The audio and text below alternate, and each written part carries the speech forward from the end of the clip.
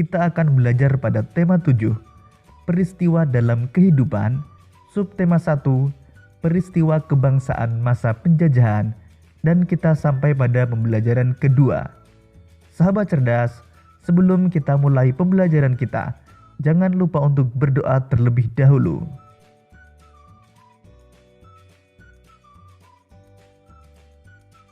Sahabat cerdas, bangsa-bangsa Eropa mulai memperkuat dan melanggengkan kekuasaannya di Indonesia. Mereka membentuk pemerintahan kolonial dengan berlaku tidak adil terhadap rakyat Indonesia. Bagaimanakah pemerintahan kolonial di Indonesia terbentuk dan bagaimana pula kondisi rakyat Indonesia? Untuk mengetahuinya, mari kita lanjutkan pembelajaran kita.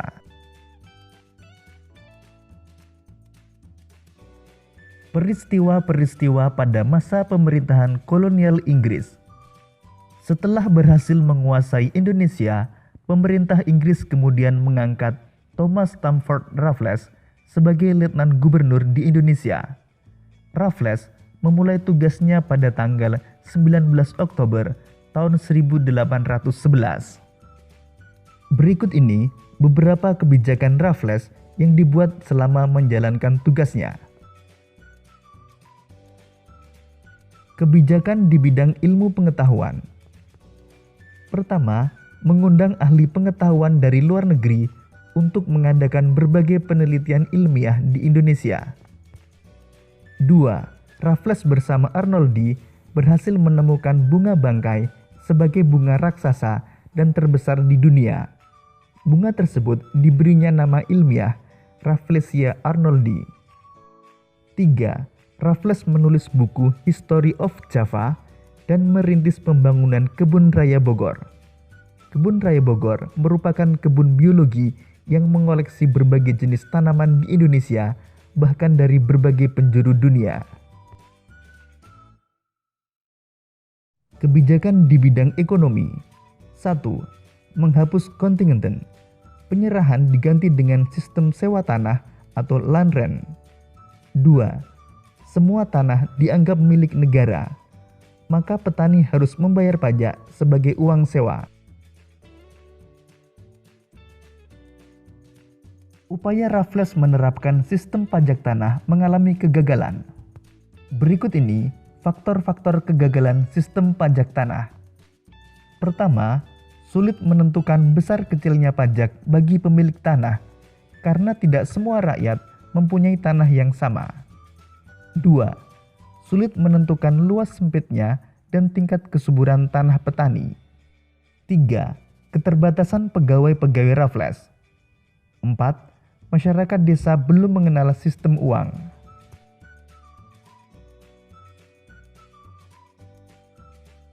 Kebijakan di bidang pemerintahan, pengadilan, dan sosial. Pertama, Pulau Jawa dibagi menjadi 16 keresidenan, termasuk Yogyakarta dan Surakarta. 2. Setiap keresidenan mempunyai badan pengadilan. 3. Melarang perdagangan budak. Sahabat cerdas, selanjutnya adalah peristiwa-peristiwa pada masa pemerintahan kolonial Belanda. Pada tahun 1595, Belanda berangkat dari Eropa di bawah pimpinan Cornelis de Houtman dan sampai di Indonesia pada tahun 1596 dengan mendarat di Banten. Sejak pelayaran de Houtman, banyak berdiri perusahaan-perusahaan dagang Belanda yang masing-masing memiliki kapal sendiri dan berlayar ke Indonesia. Pembentukan VOC. Pedagang Belanda dengan didukung oleh pemerintahnya membentuk kongsi dagang yang bernama VOC pada tanggal 20 Maret tahun 1602.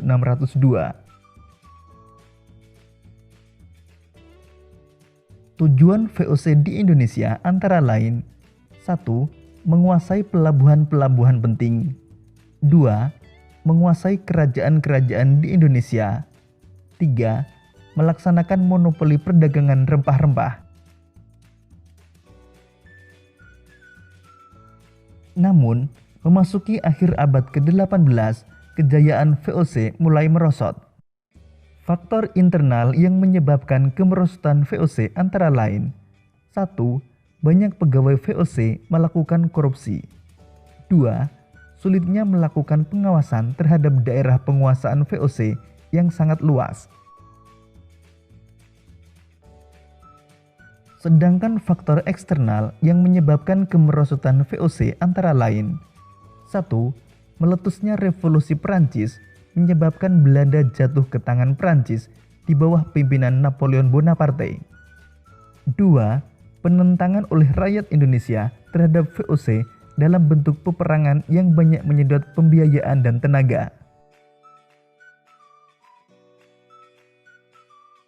Pada tanggal 15 Januari 1808, Herman Willem Daendels menerima kekuasaan dari Gubernur Jenderal Wyss.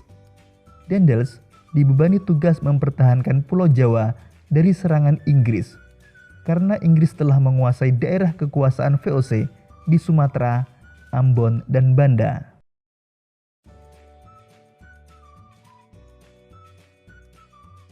Langkah-langkah yang ditempuh Daendels setelah menjadi Gubernur Jenderal adalah: 1. Meningkatkan jumlah tentara dengan cara mengambil dari berbagai suku bangsa di Indonesia. 2. Membangun pabrik senjata di Semarang dan Surabaya. 3. Membangun pangkalan armada di Anyer dan Ujung Kulon. 4. Membangun jalan raya dari Anyer hingga Panarukan sepanjang lebih kurang 1.100 km. 5. Membangun benteng-benteng pertahanan. Daendels menerapkan sistem kerja paksa atau rodi.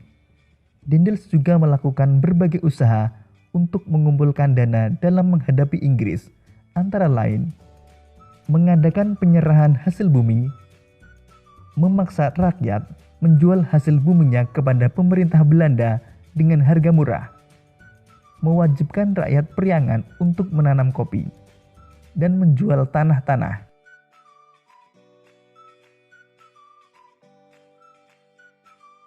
Sahabat cerdas, demikian tadi penjelasan tentang pemerintahan kolonial di Indonesia. Selanjutnya, mari kita belajar tentang perubahan wujud benda. Perubahan wujud benda disebabkan oleh lingkungan yang berubah, misalnya suhu lingkungan yang menjadi panas atau dingin.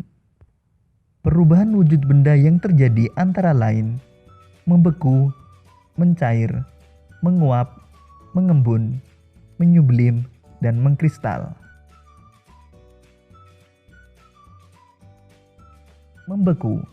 Membeku merupakan perubahan wujud benda cair menjadi benda padat. Perubahan ini terjadi karena suhu di lingkungan menjadi dingin. Benda cair akan membeku jika suhunya di bawah 0 derajat Celcius. Contoh peristiwa membeku dalam kehidupan sehari-hari antara lain: air menjadi es setelah dimasukkan ke dalam freezer. Selanjutnya, pada proses pembuatan agar-agar. Mencair merupakan perubahan wujud benda padat menjadi benda cair akibat suhu yang panas. Contoh peristiwa mencair dalam kehidupan sehari-hari antara lain: es batu mencair saat dibiarkan di ruang terbuka. Selanjutnya, ketika memanaskan mentega. Menguap merupakan perubahan wujud benda cair menjadi benda gas. Contoh peristiwa menguap dalam kehidupan sehari-hari antara lain: air yang dipanaskan hingga mendidih akan menghasilkan uap air. Menjemur pakaian basah. Pakaian akan menjadi kering karena air dalam pakaian akan berubah menjadi uap air karena terkena panas matahari. Sahabat cerdas, untuk perubahan wujud mengembun, menyublim, dan mengkristal akan kita pelajari pada pembelajaran berikutnya. Selanjutnya, cobalah menyanyikan lagu Rayuan Pulau Kelapa berikut ini. Lagu Rayuan Pulau Kelapa merupakan salah satu contoh lagu wajib. Lalu, apakah lagu wajib itu?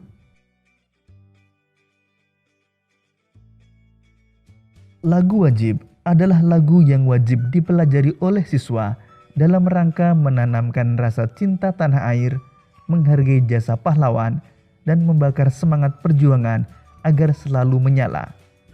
Ciri-ciri lagu wajib antara lain: 1. Lirik lagu wajib bertujuan untuk menanamkan sikap cinta tanah air, kepahlawanan, nasionalisme, serta rela berkorban demi bangsa dan negara. 2. Biasanya lagu wajib menggunakan irama yang penuh semangat dan atau berupa himne. 3. Lagu-lagu wajib diajarkan, dipelajari, dan dihayati sesuai dengan maksud dan tujuan yang terkandung di dalamnya. Demikian tadi sahabat cerdas pembelajaran kita pada tema 7, subtema 1, dan pembelajaran kedua. Untuk menguji pemahamanmu, kamu dapat mengerjakan latihan soal yang terdapat pada deskripsi video ini. Sampai jumpa pada pembelajaran berikutnya. Tetap semangat dan selamat belajar.